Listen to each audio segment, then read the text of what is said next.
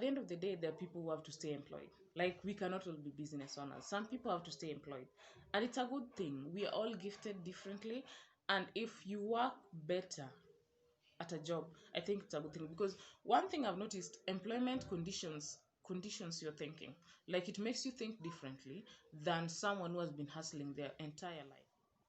Hi guys, my name is Lydia. I'm a business educator, and today I want to talk to you about why you need to take a little bit longer at your job before you quit your employment to go into business. Yeah, I know right now it's a trend, like everyone is trying to venture into business, everyone is building something. It's cool and everything, it's a good opportunity for freedom and everything. But then, before you quit your job to venture into business, there are things you need to know. There are opportunities that you need to take advantage of before you jump right in. The first thing I want to talk about is that while you're still employed, you need to take advantage of that opportunity to build a solid network for when you get out and start your own venture. Yeah, it's so easy to introduce yourself. It's so easier to network, build networks, build connection, know what not, know your way around your business. Yeah, the business you intend to do, that is, you need to know where your suppliers will be coming from. It's so much easier to build a relationship with them before you venture into your business. Yeah, and then you all know this, like when you introduce yourself as an employee of a well-known organization, it's a lot more easier for people to listen to you and give you the respect than when you go introducing yourself that my name is Lydia and I'm from Trudy and Co. Everyone wonders, what is Trudy and Co? Is it a garage? Is it a wholesale? Is it a salon?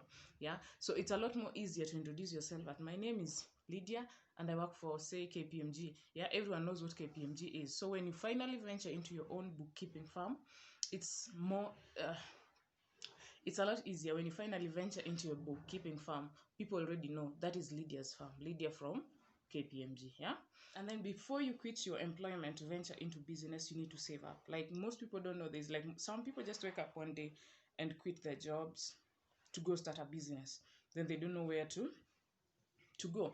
I know there are so many motivational stories from motivational speakers and who not, that they quit their jobs and then they started working and then things went well. Suddenly they're now doing fine. But that is like just but 10% of the number of people who quit their jobs and then venture into business and then they become successful. Most people don't end up successful. So if you're blessed with a good job right now, if you're at work, not necessarily a good job, but a job that pays you, a job that gives you something to put on the table at the end of the day, just hold on a little longer until you're able to save. Other people also hope to just leave their employment to go get a loan to start a business. I don't think that's a good idea, because like I said, when you start a business with a loan, you operate from the point of desperation, because you're trying so hard to return back the loan, to pay back the loan. It's a lot more easier if you save up in your bank or wherever. Just save up until the amount of capital you need is available, plus an excess of, say, 6 months expenditure.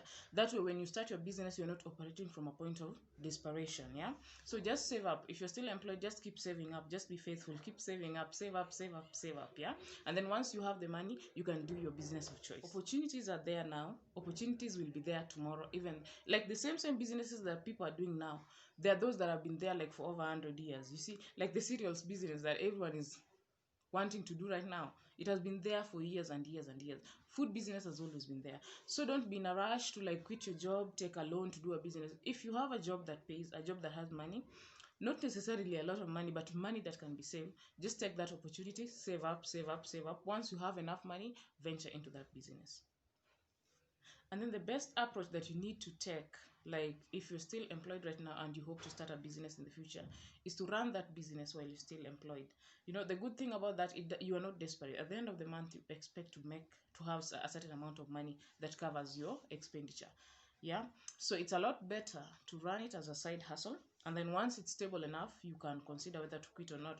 That way, it also gives you an opportunity to see if is it really what you expected it to be. Because most people, especially people who've been employed so long, they have a lot of misconceptions about business. I'd advise you probably just run it as a side hustle for a number of months, a number of years, and then see how it goes. Yeah, if it's going well, then I think it's a good opportunity to just jump right in and run it while still employed. You're able to learn about your business, and then the things that are not, you do not understand how to do them in your business, you're able to refer at your workplace. Like, for example, if you are intending to run your own audit firm and then you're currently employed at an audit firm, you are able to make references here and there. You're able to, like, if you're stuck somewhere in your own organization, in your like your side hustle, you're able to make reference. You're able to ask for help from your mentors or seniors at work.